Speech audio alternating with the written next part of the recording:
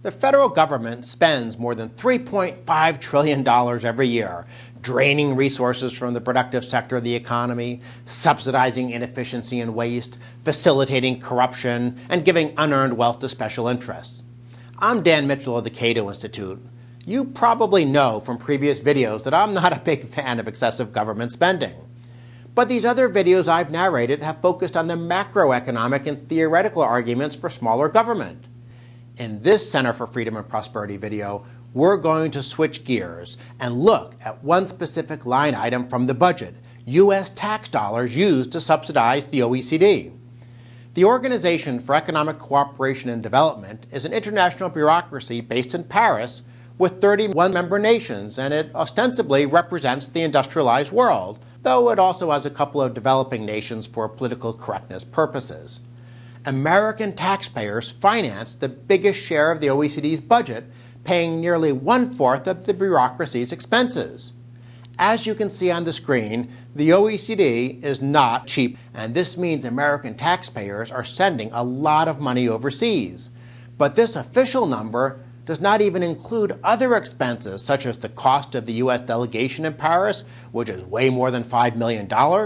It doesn't include the expenditures of U.S. agencies to participate in OECD activities. It doesn't include assessments for special projects. And it doesn't include the capital costs, including funds for the OECD's palatial headquarters in Paris.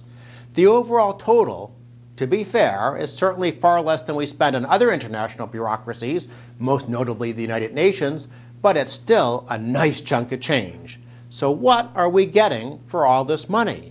Does the OECD provide good value? The answer is emphatically no.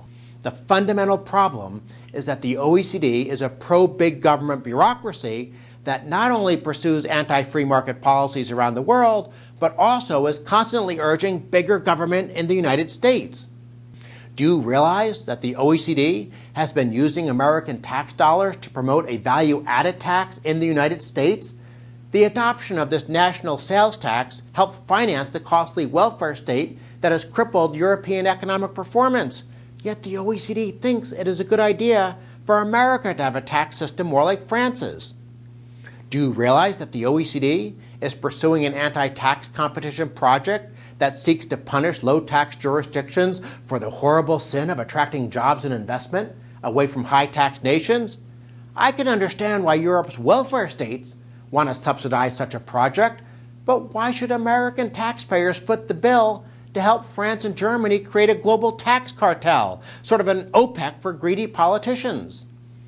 And are you happy that the OECD endorsed Keynesian spending in America, even though the so-called stimulus was a big failure? Do you know that your tax dollars were used by the OECD to advocate Obamacare-type policies for the United States?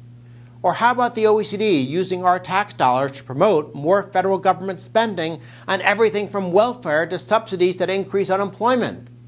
Here's something especially outrageous. The OECD is advocating Al Gore-type carbon taxes and cap-and-trade legislation, and we're paying for this nonsense. Did you know that the OECD sided with unions in a campaign against competition in the market for ocean shipping? This scheme was driven by an unholy alliance of high-tax governments, which didn't want shippers registering their vessels in nations with better policy, and unions, which prefer monopolistic national registries since they are much easier to organize. Or how about this outrage? Did you know that the OECD has sided with the United Nations and endorsed a 400% increase in America's foreign aid budget? Now, since foreign aid funds pay the very comfortable and, by the way, tax-free incomes of OECD bureaucrats, it's not surprising that the Paris-based bureaucracy is a big advocate of more foreign aid spending, but why should our tax dollars foot the bill?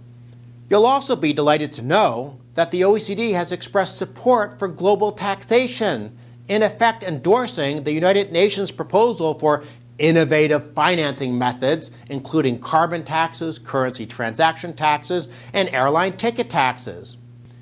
If nothing else, the OECD does at least have the courage to bite the hand that feeds it. The United States is the biggest contributor to the OECD's budget, yet the bureaucracy does not hesitate to pursue policies that are contrary to America's interest. the United States government should withdraw from the Paris-based bureaucracy. To the extent there are any worthwhile activities conducted by the OECD, they easily could be handled through bilateral and multilateral negotiations. Defenders of the status quo frequently admit that the OECD has veered off in the wrong direction, but they claim that defunding the bureaucracy is akin to throwing the baby out with the bathwater. In this case, though, defunding is a protective measure, similar to pulling a plug to protect a baby from drowning. On behalf of the Center for Freedom and Prosperity, thanks for watching, and please share this video widely.